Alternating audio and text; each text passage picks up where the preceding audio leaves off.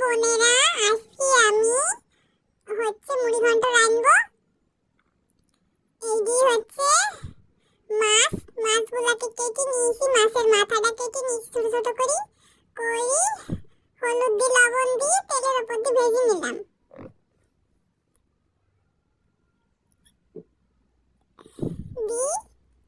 কড়ার উপর তেল নিয়েছি, তেলটা গরম হয়ে যখন গেছে তখন পেঁয়াজ, মরিচ আর রসুন দিয়ে দিয়েছি।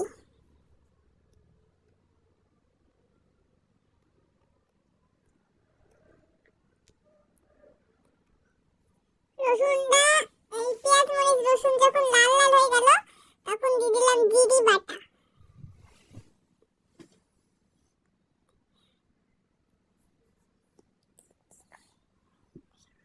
সয়াজের গুঁড়ো, ঝালের গুঁড়ো, হলুদের গুঁড়ো আর লবণ স্বাদ মতো দিয়ে নিলাম।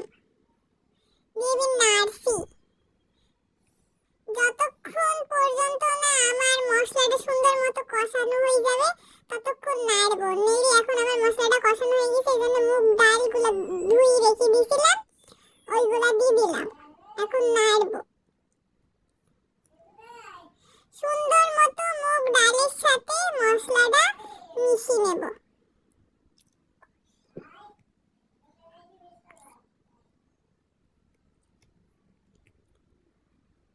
মশলাটা কষানো হয়ে যাওয়ার পরে এখন পানি দেব।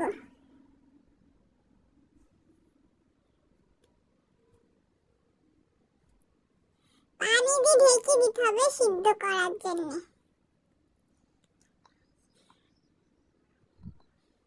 আমার প্রায় সিদ্ধ হয়ে গেছে, এবার মাছগুলা দিয়ে দেব।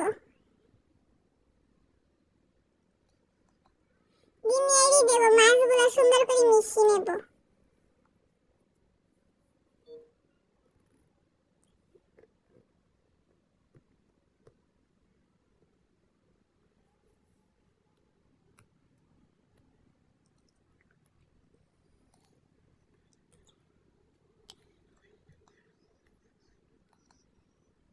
আমার রান্নাটা প্রায় হয়ে গেছে, ঝোলটাও কমে এসেছে। এখন জিরে গুঁড়ো দিয়ে দেব। জিরে গুঁড়ো দিলে তরকারির স্বাদটা খুব সুন্দর হয় এবং সুন্দর গন্ধ বের হয়। রান্না শেষ, এবার আমি ঢেলে নিচ্ছি। বাহ, খুব সুন্দর একটা গন্ধ বেরিয়েছে মুড়ি ঘন্ট থেকে।